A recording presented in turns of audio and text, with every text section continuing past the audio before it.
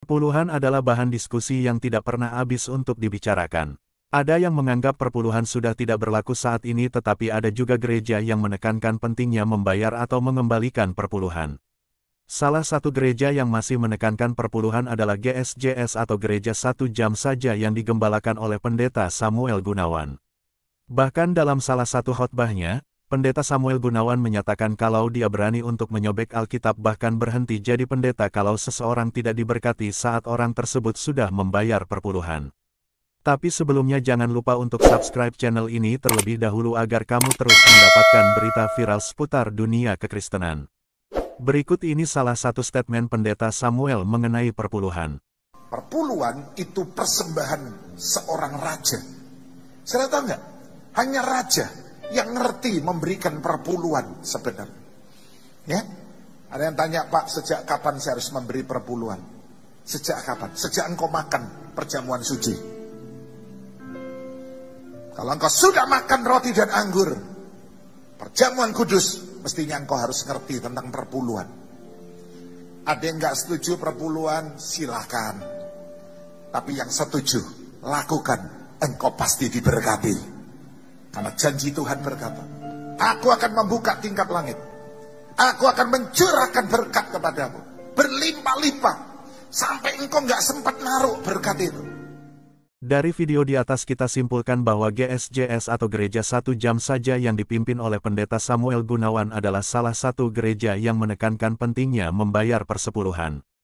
Menurut Pendeta Samuel Gunawan, perpuluhan merupakan hak Tuhan. Ia berjanji untuk membukakan tingkat langit untuk kita, dan tidak akan sampai kekurangan. Mari bersama-sama untuk setia memberikan perpuluhan dan persembahan.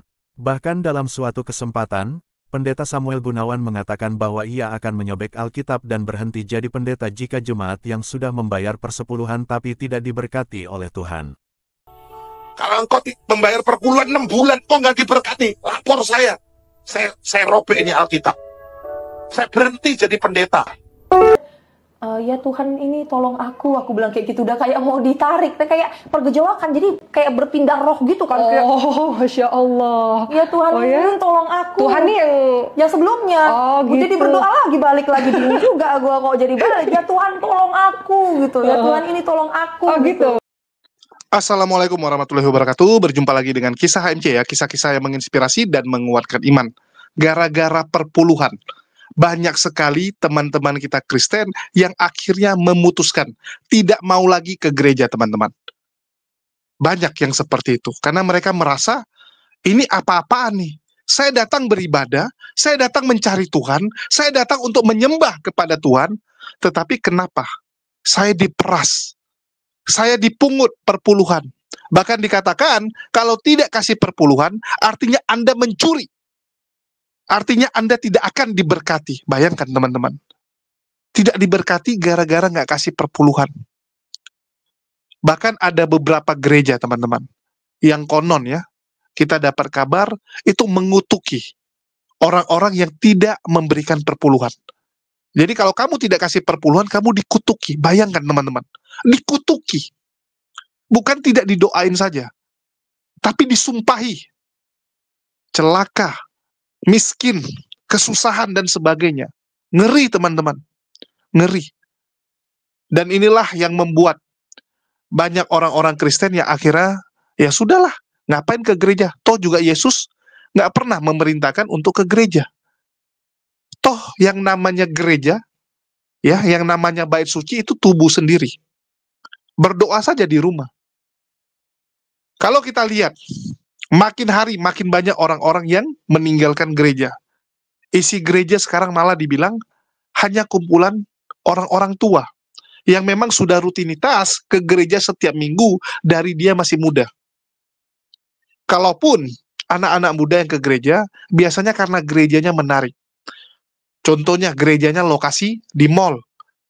Jadi selesai ibadah, kumpul dengan teman-teman, bisa lanjut untuk hangout, lanjut makan, ya, ngobrol, dan sebagainya. Kalian bisa lihat, gereja-gereja yang agak-agak kuno, yang masih kaku, itu mulai ditinggalkan, sepi. Bahkan sudah tidak terhitung jumlah gereja yang dijual, teman-teman. Persaingan antar gereja makin panas. Makin ngeri, teman-teman. Antar gereja saling berebut domba. Saling berebut domba, teman-teman. Kenapa mereka berebut domba? Ya karena mereka butuh hasil dari domba tersebut. Mereka butuh yang namanya susu dombanya, ya kulit dombanya, daging dombanya, kan begitu. Mereka butuh itu. Itulah saling sikut. Mencuri domba. Dan saya rasa nggak perlu saya putarkan ya, sudah sangat sering kalian dengar perihal mencuri domba. Dan jujur, saya lagi nggak bisa tampilkan karena itu ada di laptop saya yang rusak. Tetapi sudah banyak bukti-bukti yang kita tampilkan, statement-statement dari pendeta-pendeta mengenai perseteruan sesama pendeta, sesama gereja dalam merebut domba-domba, dalam saling sikut. Bahkan kalian sudah dengar tadi ya, cuplikan video di depan, itu saya ambil dari internal kekristenan. Internal kekristenan, teman-teman, yang mengkritisi pendeta-pendeta yang menjual nama Tuhannya hanya untuk mendapatkan perpuluhan. Seorang pastor, Samuel Gunawan, teman-teman, pendiri gereja 1 jam saja. Pendiri, teman-teman, salah satu pendeta besar. Itu sampai mengatakan apa? Akan merobek yang namanya Bible. Merobek Bible, teman-teman. Di depan umum, di depan mimbar. Dia katakan ya, kalau sampai setelah Anda ngasih perpuluhan di gereja dia, ya ngasihnya ke gereja dia, jangan ke gereja lain. Ngasih perpuluhan ke gereja dia, dan kalian tidak diberkati, artinya Tuhan tidak membalas, ya, memberikan berkat kepada kalian setelah kalian ngasih perpuluhan. Artinya perpuluhan itu harus jujur, jangan per 9, per 8, enggak, harus 10%. Maka dia bilang apa? Lapor kepada dia. Kalau ada yang tidak diberkati, saya sobek gereja, saya sobek Bible di gereja. Kan begitu. Dia akan buktikan di depan semua jemaat dia sobek. Ngeri, teman-teman. Setahu saya merobek Bible di depan umum, ya, ataupun Anda tampilkan di medsos yang bisa diakses, bisa ditonton oleh orang banyak, itu ranahnya udah penghujatan sebenarnya. Penghujatan, teman-teman. Itu kan kitab suci, Bible. Ya, saya nggak tahu apakah itu akan dilakukan oleh Pastor Samuel ya, ataukah cuman bacot-bacot doang. Karena sering kita mendapati, ya mereka ini cuman modal bacot gitu ya. Berani nantang, tapi tidak berani bertanggung jawab. Kan begitu. Tapi ya sudahlah, karena kita lagi nggak bahas itu juga ya. Kita lagi nggak bahas itu, tapi yang kita bahas adalah, ya kita bersyukur dengan banyaknya model-model pendeta seperti Samuel, model-model gereja seperti mereka yang menekankan perpuluhan, itu membuat banyak orang yang akhirnya memutuskan mualaf. Dan salah satunya adalah Clara Sinta Amirah, teman-teman. Ya, seorang ya influence, selebgram, tokoh kan gitu. Ya akhirnya memutuskan menjadi mualaf setelah pusing. Ya, setelah pusing dengan yang begituan. Bagaimana kisahnya? Kita tonton dulu. Ya, kita tonton dulu. Karena Amira egonya itu kan Amira pengen keluar malam mingguan segala macem. Anak gitu. gaul lah. Iya, pengen ngerasain anak gaul tapi orang tua nggak support, nggak boleh keluar gitu loh. Oh, orang tua tuh orang tua yang overprotective. Overprotective banget, sehingga Amira itu waktu itu memutuskan buat install aplikasi dating. Oke. Jadi Amira tuh ketemu sama mantan suami itu dari aplikasi dating. Karena nggak boleh keluar main sama teman-teman sama orang tua. Nggak boleh. Wow. Ke Alfamart pun itu nggak boleh.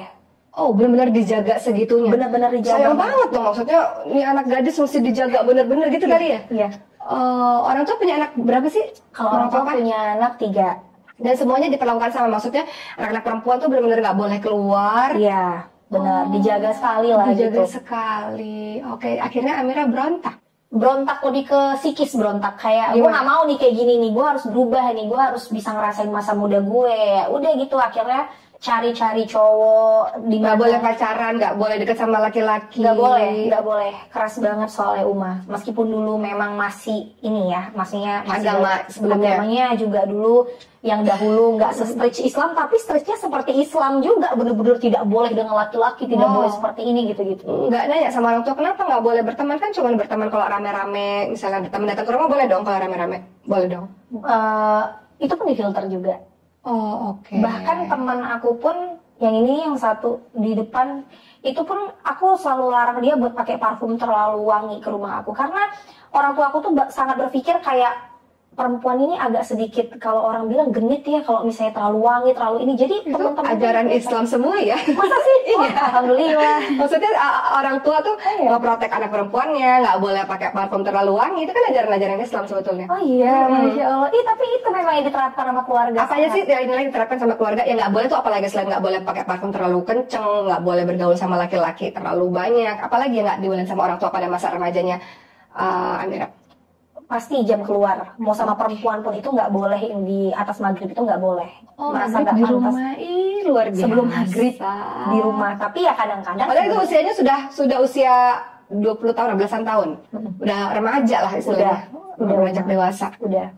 Itu jadi kayak, tapi ya sering juga bohong kan sebenarnya. Akhirnya jadi Amira sering bohong karena terlalu overprotective. Iya, akhirnya sering dilanggar juga sebenarnya Uma. Cuma kan orang tua nggak tahu aja gitu. Oke, terus sampai akhirnya menikah, katanya menikah pun orang tua nggak hadir, tuh gimana ceritanya coba?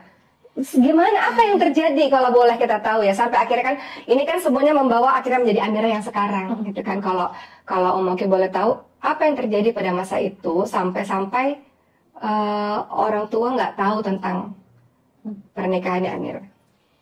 Jadi kan Amira itu kan nikah kan ketemu Aplikasi dating itu. Iya, ketemu dari aplikasi dating gitu, kenalan-kenalan, terus Amira pengen ketemu dia, Amira kabur ke Jakarta gitu loh. Wow, iya, jadi jadi kan daerah ke Jakarta hebat loh. iya. Sama siapa? Dan sebenarnya to be honest yang banyak orang nggak tahu, Amira sudah sering melakukan itu. Jadi memang selalu kenalan sama cowok dari Makassar, terus kabur lah 3 hari aja gitu loh. Jadi kabur-kabur ketemu-ketemu gitu, karena kan Amira hanya bisa bersosialisasi dari aplikasi dating tersebut.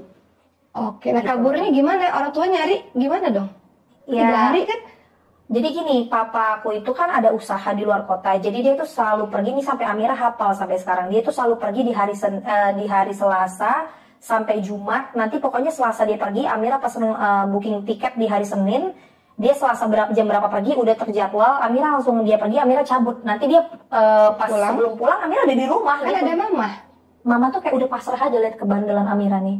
Dan dia hanya bisa menutupi daripada nanti Amira di pok-pok kan gitu. Jadi dia kayak sedih ya, nangis, cuman Amiranya membangkang aja. Jadi papa itu taunya Amira itu kayaknya rapih gitu di rumah, baik-baik gitu. Tapi mama tuh udah menahan itu. Bahkan mama dulu tuh pernah sekali ditampar karena hanya mau belain Amira doang supaya bisa keluar. Tapi keluarnya bukan keluar kota ya. Tapi di Amira, mama Amira tuh tahu Amira punya pacar, ingin sekali ketemu dia pada saat itu. Karena Amira itu pun nanti, maksudnya Amira tuh kalau dilarang-larang itu makin stres gitu loh, Uma. Jadi kayak ke mama gitu. Kalau ke papa kan mungkin kayak ya udahlah gitu, kayak yang rapi, yang kayak anak baik-baik nurut. Tapi kalau ke mama itu jangan kayak gitu dong. Ini kok dilarang sih gitu. Amira takut sama papa. Takut banget. Soalnya keras luar biasa orangnya. Tapi sayang, karena sayang ya Uma. Gitu, karena sayang.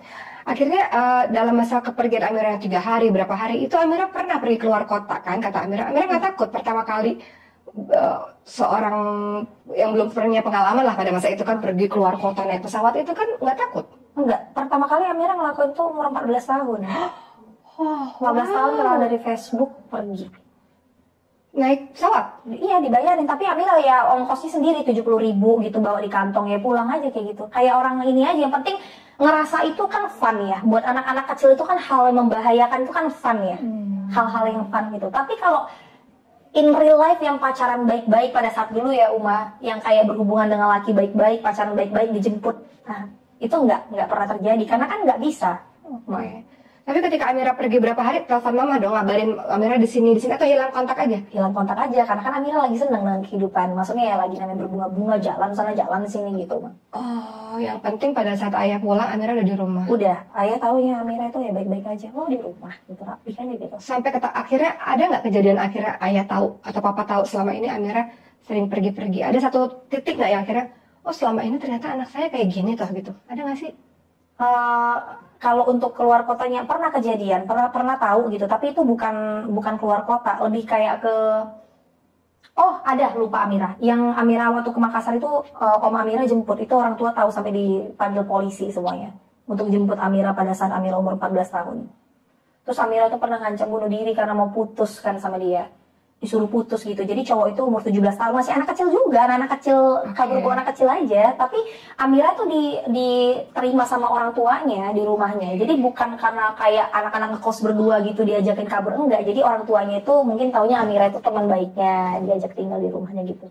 Dijemput juga sama polisi, itu sekali, yang pertama kali. Selanjutnya nggak tahu orang tua.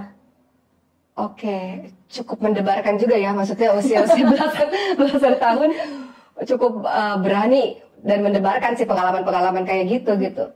Oke, sampai akhirnya waktu terus berjalan, akhirnya Amira memutuskan untuk menikah dengan seseorang yang orang tua nggak datang dan nggak tahu. Gimana ceritanya? Dan gimana rasanya orang tua pada saat itu? Gimana rasanya Amira pada saat itu nikah tapi nggak dihadiri orang tua? Apa yang terjadi sih sebenarnya? Amira berpikir gini, pada saat Amira mengenal dia, seseorang ini memang baik. Akhlaknya menurut Amira pada saat itu baik gitu. Jadi Amira mikir pakai logika aja, Uma. Nggak curhat ke mama? Enggak. Pasti nggak disetujuin karena beliau kan dulu Muslim. Beda agama, Beda agama. disetujuin. Oke. Pada saat itu Amira masih belum Muslim. Oke. Gitu. Pasti, dan umur kita juga agak jauh. Karena memang Bedanya? Amira beda belasan usia? tahun. Oke. Belasan tahun. Bahkan gitu. 20 tahun di atas Amira. Jadi nggak ada yang orang tahu lagi. Tapi dia orang biasa, Uma. Maksudnya mungkin orang berpikir, nikah sama yang di atas lebih tua itu orang kaya. Bukan, ya biasa aja. Memang karena Amira suka personalitinya, dan memang Amira itu mungkin gini. Pada saat itu Amira usia berapa? 20 tahun? 19 tahun. Berarti beliau 39 tahun? Sekitar segitu 40-an. Oke. Jadi karena gini, kalau orang tua Amira ini kan yang cowok ini kan lebih kayak ngekang-ngekang. Menurut Amira dulu, ya maaf ya Pak ya, bukan nggak bersyukur, tapi menurut Amira terlalu mengekang terus. Jadi kayak kesannya yang Amira dapatkan itu hanya kemarahannya aja, padahal dia sayang. Jadi Amira suka mencari kenyamanan itu dengan seorang figur orang yang lebih tua yang bisa ngomong-ngomongin itu. Seneng. Rindu figur yang mengayomi, yang sabar. Tapi yang lembut ya, jangan terlalu over. Jadi pada saat menikah itu ya Amira berpikir ini orang baik kok, yang Amira nikahin orang baik. Kalau namanya orang tua marah-marah wajar, nanti ujung-ujungnya pasti diterima. Ya udah nikah aja dulu gitu. Oke, tunggu. Amira gimana nikah? Amira berada di agama yang berbeda dengan agama sang laki-laki. Bilangnya sama orang tua nikahnya beda agama dan nikahnya di Singapura. Itu udah nikah baru ngomong gitu? Udah akad nikah baru ngomong. Sudah menikah ya Mah, menikahnya sekarang lagi di Singapura ya, padahal di KUA di Masjid Brawijaya. Oke. Gitu. Padahal ya iya, maksudnya udah mualaf pada saat itu beberapa hari sebelum nikah, tapi memang mualafnya bukan karena beliau, memang karena kemauan. Oke. Amira berapa lama berdekatan dengan beliau sampai memutuskan untuk menikah? Ada 2 tahun kayaknya. Oh, cukup lama. Cukup mengenal lah ya. Cukup mengenal. Cuman kan kebanyakan LDR kan, Uma. Enggak ini. Oke. Apa yang terjadi kepada orang tua ketika Amira ngabarin udah nikah? Sebenarnya sebelum itu pernah ngenalin juga. Cuman orang tua nggak setuju. Karena kan terlalu jauh usianya. Kalau usia mungkin orang tua nggak terlalu ini ya. Maksudnya usia itu ya mungkin namanya jodoh. Cuman status bibit buat duda pada saat itu.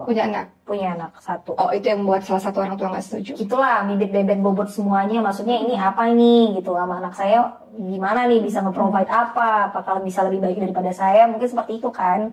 Sementara beliau tuh bukan orang yang menurut Amira tuh, yang meskipun duda lebih tua, bukan seorang yang punya jabatan atau gimana, yang kalau misalnya orang tua pun kayak gimana sih? Paham. Bukan seseorang gitu loh, yang kayak orang tua tuh seenggaknya mengobati lah siapa kayak ini orang, seseorang kayak gitu entah. Tapi Amira ngerasa ya saya udah cinta, dia udah buat saya nyaman, dia orang baik, dia bisa ngayomin saya gitu kan. Jadi Amira yakin sama beliau. Dan yang membuat Amira yakin sebenarnya 70% menikah dengan beliau itu bukan karena orang baik aja, karena beliau itu agamanya Islam, Uma. Jadi Amira ngerasa ada yang akan membimbing Amira. iya, jadi Amira itu dari dulu itu sebenarnya pengen keluar rumah bukan hanya karena menikah, maksudnya lebih cepat ingin menikah bukan hanya karena Amira itu ingin bandel di luar, tapi Amira itu ingin pindah agama dari dulu, cuman takut diusir kalau misalnya Amira Diusir pulang kemana? pulang kemana gitu loh. Kan kalau misalnya ada suami kan ada tempat gitu loh, dan ada yang membimbing kan buat belajar itu. Jadi alhamdulillah dapat tempat tumpangan nih, dan orang Islam juga, akhirnya Amira bisa tinggal bareng dia. Seperti itu mindset. Apa rasanya nikah tanpa ada ayah, ibu, keluarga? Nggak ada siapa-siapa? Nggak enak lah ya. Nggak enak pastinya, nggak enak banget lah. Kosong aja gitu, apalagi juga nikahnya sederhana banget kan ya. Ngerasa ini nggak sih, ngerasa kok sendiri ya, kok sepi ya hidup saya? Sepi pasti, dan ada penyesal Setelahnya. Ya kalau kegagalan rumah tangga ya kadarullah ya, cuman kan kadang-kadang mikir apa gara-gara gue kemarin membangkang nggak minta doa sama orang tua, ya kadarullah ya umat, jadi kepikirannya kemana-mana gitu loh. Nah, sekarang kita sedikit membahas tentang mu'alafnya Amira. Biasanya kalau orang masuk kepada agama tertentu, ada kejadian atau ada sesuatu yang buat dia yakin, akhirnya aku mau pilih agama ini. Nah, kalau Amira sendiri apa sih yang terjadi pada kehidupan Amira sampai akhirnya, tadi Amira bilang bukan karena nikah kok, bukan gara-gara laki-laki itu gitu, tapi karena Amira sendiri. Kenapa? Apa yang terjadi kepada Amira? Katanya yang tadi kita ngobrol-ngobrol, Amira tuh rajin kebaktian, maksudnya rajin pergi ibadah gitu sama keluarga gitu. Kenapa? Apa yang terjadi? Singkat cerita, emang kan Amira kan udah mempelajari Islam juga kan Uma. Gitu. Karena teman-teman sekitarnya Islam. Iya, Okay. teman-teman sekitar Islam, mereka juga mendukung untuk memberikan informasi tentang Islam. Dan ada yang menurut Amira, yang sebelumnya itu menurut Amira itu ada beberapa, kalau Amira tuh berpikir gini, agama itu kan harus sempurna Uma. Ketika agama itu tidak sempurna atau sesuatu itu tidak sempurna, berarti kan kesempurnaan ini letaknya di mana? Dan Amira menemukan kesempurnaan itu ada di Islam. Gitu loh. Ya, kalau di kulit terlalu panjang nanti agak memang ini ya. Sensitif Ya, Amira itu menemukan kesempurnaan di Islam. Amira mempelajari tentang Islam, dan ada di satu titik Amira itu lewat, itu detik-detik banget 2 hari sebelum Amira memutuskan untuk masuk Islam. Bukan proses mu'alafnya ya, tapi fix gue mau masuk Islam itu. Amira mendengar suara azan yang menurut Amira itu, Amira udah dipanggil kayak orang memanggil sholat gitu. Allahu Akbar, Allahu Akbar. Jadi kayak azannya berkumandang itu kayak udah mau manggil sholat gitu. Kayaknya gue harus sholat, padahal pada saat itu masih non muslim. Pertama, kedua, udah resah lah itu, udah resah banget rasanya, kayak orang kepanasan gitu kayak aduh gue nih mau masuk Islam, caranya gimana ya, gue tuh. Jadi ini bukan gara-gara mau nikah sama si beliau ini ya? Enggak. Dia itu hanyalah sebagai sarana untuk tempat tinggal menumpang Amira setelah Amira masuk Islam. Sebenarnya tujuan liciknya dulu seperti itu. Nah, jadi ada di satu titik kayak, jadi gue ini keyakinannya apa ya, gue tuh dengar azan ini, tapi gue kalau misalnya pergi ke sini juga masih pergi ke kebaktian yang ini gitu. Jadi gimana? Akhirnya malam-malam Amira ngomong sama Allah, ya Allah, kalau misalnya nih ya Allah gitu, aku udah ngomongnya Allah, ya Allah, kalau memang agama ini baik buat Amira, coba tunjukin hal yang membuat Amira itu harus tercengang nih. Soalnya kan kalau cuma kayak misalnya orang tiba-tiba nawarin bantuan, Amira mungkin bisa menilai itu ya kebetulan aja kali, orang baik kali datang. Tiba-tiba besokannya itu Amira main kan ke rumah sahabat Amira, dan di situ sahabat Amira itu orang Islam muslim, dan dia itu punya baju syar'i. Amira coba foto-foto pakai baju syar'i, bener-bener syar'i gitu loh, bener-bener syar'i. Gimana rasanya pertama kali pakai baju syar'i? Belum jadi muslim kan pada saat itu, belum. Kalau dibilang ribet, itu kain ini menurut Amira tuh syar'i itu ribet loh pada syar'i itu ribet. Syar'i itu ribet, tapi ada kenyamanan, sensasi tertentu yang nggak bisa didapatkan di pakaian manapun. Ada, sampai sekarang Amira ngerasain kayak gitu. Bahkan lagi pakai hijab, pakai jeans pun ketika menggunakan syar'i, meskipun Amira sekarang bersyar'i, ada sensasi yang berbeda. Aku nggak tahu itu apa, tapi itu tenang banget. Terus tiba-tiba pas Amira foto, dari lampunya tuh bulat banget gitu. Bulat aja gini. keluar lafaz Allah dan itu sempurna banget. Itu yang ngeliat Amira doang, apa yang lain juga? Ini ngeliat yang ini. Orang di rumahnya Umah, terus itu fotonya ada, jadi bukan hanya sekadar cerita-cerita doang. Jadi benar-benar lafaz Allah kayak gini itu lengkap semuanya tanpa cacat sedikit pun, dan itu keluar. Itu apa di foto mana maksudnya? Ada di foto dulu, di foto dipakai BlackBerry pada saat itu. Tak udah iPhone tak BlackBerry. Itu keluar di situ. Jadi kan luar biasa, itu kan kayak zaman-zaman dulu mukjizat-mukjizatan kayak gitu. Kayaknya kok langsung dijawab nih, berarti benar gitu loh. Itu kan hal yang mencengangkan, itu kan nggak bisa pakai tangan orang lain lagi. Nggak bisa pertolongan, maksudnya nggak bisa, itu tidak melalui perantara orang kan.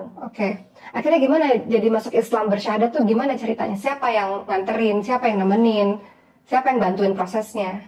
Ini ada sahabat Amira. Bukan calon suami ini? Karena beliau pun jauh. Bukan. Beliau ada pada saat Amira mualaf, karena kan lagi ngurus pernikahan. Cuma menurut Amira belum cukup untuk bisa terlalu membimbing gitu. Jadi ada sahabat-sahabat Amira yang akhirnya menemani Amira untuk bersyahadat di salah satu masjid di apartemen di Jakarta. Iya. Jadi ustadznya datang. Karena pada saat itu Amira juga lagi sakit. Tahun berapa tuh? Tahun 2017, Umar. 2017. Apa rasanya ketika pertama kali bersyahadat disaksikan oleh beberapa orang di depan ustadz?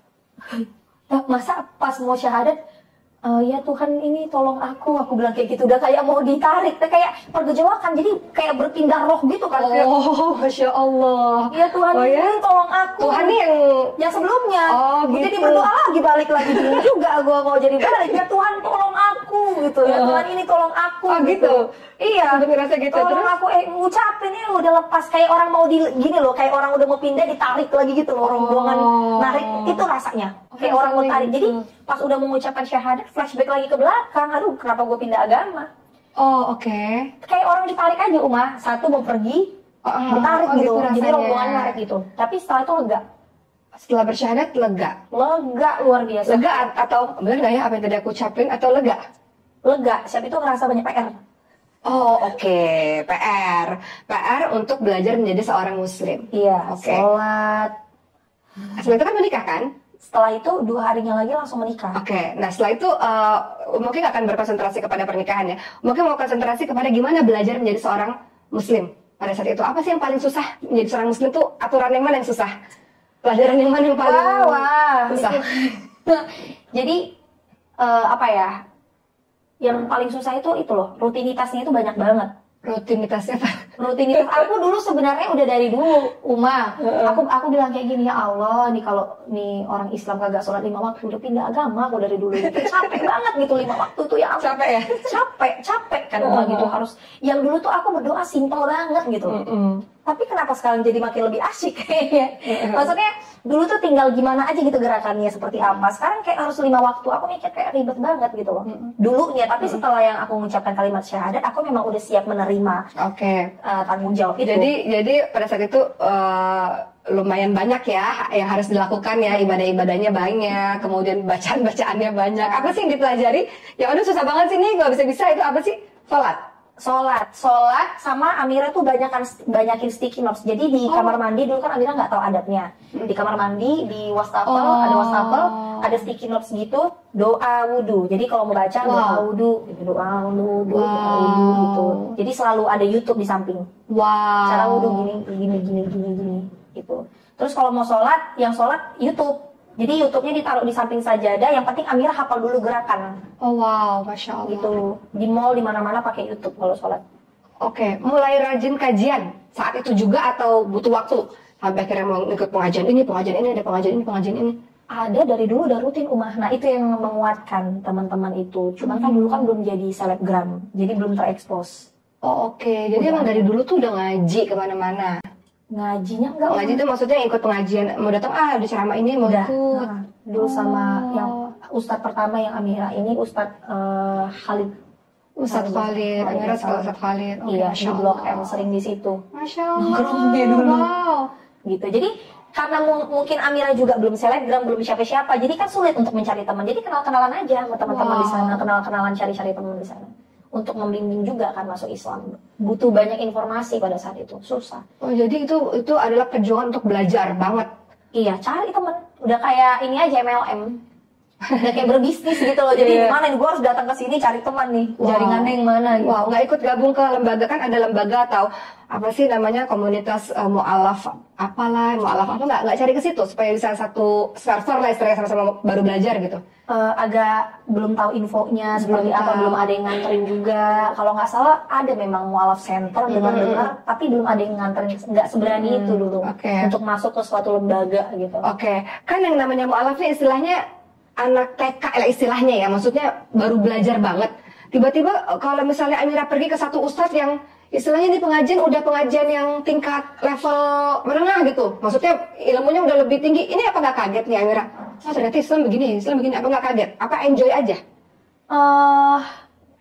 Nggak tahu ya Uma, jadi yang Amira kejar itu bukan hanya pelajaran, tapi ambience-nya itu loh, di sekeliling alhamdulillah orang yang ingin menuntut ilmu soleh, kayak adem aja gitu. Amira ngejar itu dulu, kadang-kadang pun belum paham kan, kayak yang kadang gini loh, di Islam itu yang sampai sekarang Amira agak kesulitan, itu banyak banget istilah-istilah yang entahlah apa itu, yang Amira tuh kadang-kadang dia ngomong juga beliau nggak ngerti gitu loh, entah kayak apa, banyak sekali istilah-istilah yang nggak bisa dijelaskan. Jadi Amira tuh kesana tuh udah kayak MLM, cari teman Uma.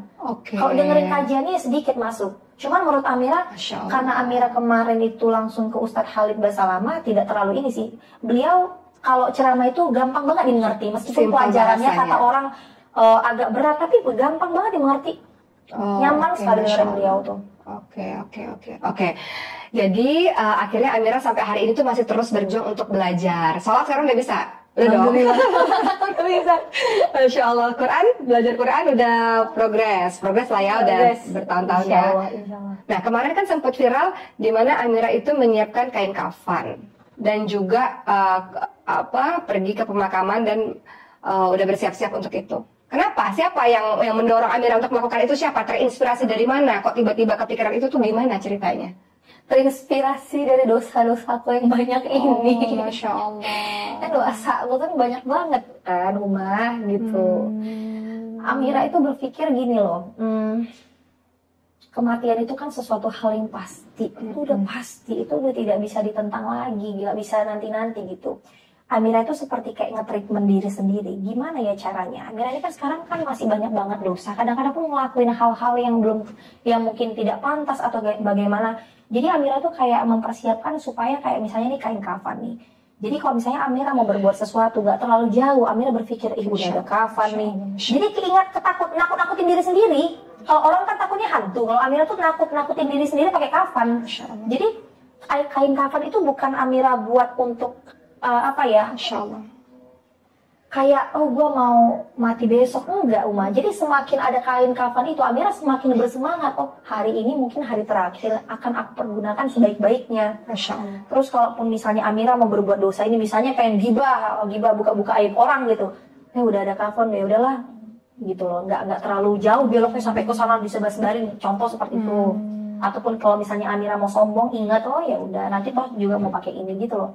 Ngingatin diri sendiri aja, Uma. Kalau ditanya takut Amira tuh. Luar biasa ya. Tidak bisa hidup tanpa Allah. Nah, ini yang harus kita renungkan, kita pikirkan teman-teman. Apa gunanya kita hidup kalau kita tidak mendapatkan rahmat Allah? Apa gunanya?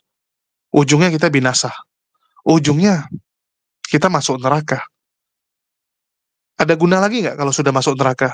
Nggak ada teman-teman. Nggak ada lagi gunanya. Untuk itu kita hidup apa? Lillahi ta'ala. Semua yang kita lakukan dalam hidup kita apa? Selalu kan? Lillahi ta'ala. Jadi ini harus kita tanamkan di dalam diri kita. Dan kita bersyukur.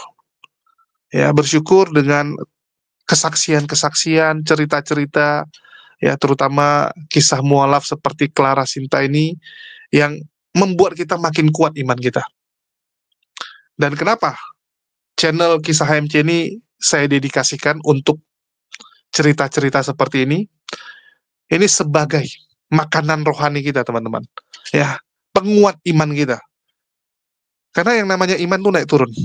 Dan saya yakin teman-teman di luar sana yang mungkin sedang merasakan pusing sekarang, sedang bingung dengan cicilan yang akan jatuh tempo, dengan masalah keluarga, anak sudah minta uang sekolah, anak minta beli baju baru dan sebagainya. Itu yang membuat banyak teman-teman pusing, bahkan mungkin ada yang menyalahkan Tuhan. Ada yang menjadi meragukan Tuhan karena merasa saya sudah berdoa nih, tapi kok nggak berubah nasib saya kan gitu. Padahal Allah bilang apa? Tidak mungkin suatu kaum itu bisa ya bisa berubah kalau dia dari dirinya sendiri nggak berubah, teman-teman. Nggak bisa.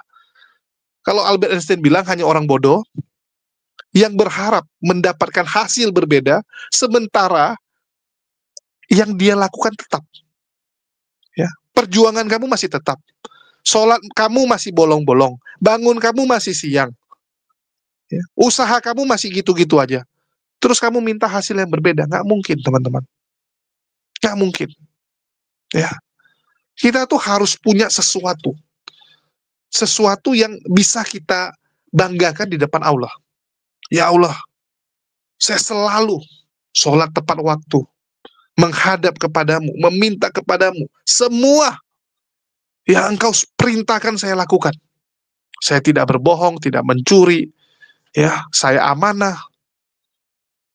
Berikanlah, ya, berikanlah kemudahan, kelapangan, rezeki yang lebih untuk saya. Dan Allah akan lihat, ternyata orang ini sudah berubah. Tanggung jawabnya bisa dia pikul. Orangnya jadi amanah. Maka Allah akan berikan rezeki lebih besar. Kalau kita ya masih suam-suam kuku, masih panas-panas teh ayam, masih kelakuan ya mohon maaf, ya hari ini baik, besok bejat, lusanya tobat lagi. Allah nggak akan berikan, teman-teman, nggak akan berikan, kan begitu. Dan kita bisa lihat Clara Sinta ini hidupnya luar biasa, ya. Dan kita berharap istiqomah, itu yang paling penting, kan begitu. Karena dalam hidup ini yang paling penting itu adalah orang yang bisa istiqomah, bukan orang yang tiba-tiba bisa hebat, tiba-tiba bisa sukses, enggak, teman-teman. Yang paling penting kita tetap istiqomah. Istiqomah dalam apa dulu kan gitu kan? Jangan istiqomah untuk sesuatu yang aneh-aneh kan gitu. Ya, istiqomah dalam iman kita, dalam hubungan kita dengan Allah. Ya. Dan kita bangga. Kita bangga bahwa kita masih diberikan kesempatan sampai hari ini untuk memeluk, untuk belajar menjadi pribadi yang lebih baik terus. Di luar sana banyak, teman-teman, orang yang nggak dapat kesempatan itu. Kita lihat, ada orang sibuk dengan pekerjaan sampai lupa waktu. Ada juga daerah-daerah tertentu yang bahkan tidak pernah mengenal Islam. Jadi kalau ada orang bilang, wah udah zaman modern, masa nggak kenal Islam? Yes, ada. Mereka tahu Islam, tapi mereka tahu informasi tentang Islam itu dari sumber yang nggak benar. Kita lihat negara-negara yang ada di Eropa, Amerika, pedesaannya, daerah-daerah pinggirannya. Mereka taunya apa? Wah, Islam itu jahat, sadis, dan sebagainya. Karena apa? Framing media. Framing media, teman-teman. Bahkan banyak di Indonesia saja yang mayoritas Muslim. Ya, Indonesia ini mayoritas Muslim. Seharusnya tidak mungkin ada yang tidak mengenal Islam. Tapi faktanya, mohon maaf, kalau kalian masuk ke daerah-daerah ya, yang Islamnya tuh nggak nyampe 5%. Nggak nyampe 5%. Contohnya mana? Daerah Tarutung, ya, Tapanuli, ada sebagian, Papua, ya. Mereka tahu Islam, nggak mungkin nggak tahu kan gitu. Tapi mereka tahunya Islam itu tukang bom, sadis, dan sebagainya. Karena mereka nonton TV, mereka nonton Agatha kan gitu kan. Yang mereka nonton Agatha. Yang mereka nonton Kiamat. Mereka dapat informasi yang nggak benar. Ini kan sayang, sangat disayangkan. Saya ambil contoh, waktu saya pulang dari Medan ke Jakarta, saya duduk di pesawat, sebelah kiri saya, ya, seorang abang-abang lah, lebih tua dari saya lah, ya, udah bapak-bapak juga. Dia sama istrinya di samping saya, depan saya rupanya orang tuanya, ya, udah opung-opung, sudah tua, kakek-kakek, sama nenek-nenek sebelahnya. Tiba-tiba anaknya bilang sama si kakek ini, matiin tuh HP gitu kan, matiin tuh HP. Saya pakai headset, teman-teman. Jadi sudah di dalam pesawat saya udah pakai headset. Dan itu belum terbang ya, baru duduk. Jadi dari jalan, dari ruang tunggu saya memang udah pakai headset, ya masuk gitu kan. Tiba-tiba yang sebelah saya suruh bapaknya hentikan HP. Hentikan HP gitu kan. Terus bapaknya ngomel-ngomel. Ngomel-ngomel marahin Unirifa, teman-teman. Ya, marahin Unirifa. Jadi saya terdengar gitu. Karena mereka ngomongnya besar juga. Saya terdengar nama Rifa gitu kan. Saya ngintip. Ya, jadi bapak itu duduknya di depan sebelah saya. Pas depan saya itu istrinya. Sebelahnya baru bapak itu. Saya ngintip di selah kursi, loh, dia nonton debat, teman-teman. Nonton debat. Ya, nonton debat, dan ternyata ya salah satu fansnya Agatha nampaknya. Jadi orang-orang seperti ini, ya setelah saya sempat ngobrol juga waktu di perjalanan ya, sama yang sebelah, mereka dari daerah, ya karena ada pesta saudara di Jakarta, mereka terbang ke Jakarta. Mereka di daerah, dan saya tahu betul daerah mereka itu Islamnya sangat kecil. Ya 1% cuman. Islamnya cuma 1%. Islamnya 1%, nggak pernah dengar ceramah dari ustadz, nggak pernah ada yang ngajarin Islam ke mereka. Mereka dengarnya Islam dari Agatha, dari Ki Ahmad, dan gerombolannya. Ya gimana nggak kacau? Coba saya tanya teman-teman, menurut kalian apa mungkin image Islam akan bagus di kepala dia? Apakah mungkin kebenaran Islam akan dia dapatkan dari menonton Agatha? Kan enggak kan? Nah, itu yang menjadi tugas kita nih teman-teman. Walaupun Indonesia mayoritas Muslim, ternyata masih ada daerah-daerah yang notabene mereka nggak pernah dengar siar Islam yang benar. Ya, Islam yang sesungguhnya, enggak. Dan ini harusnya jadi tugas kita nih.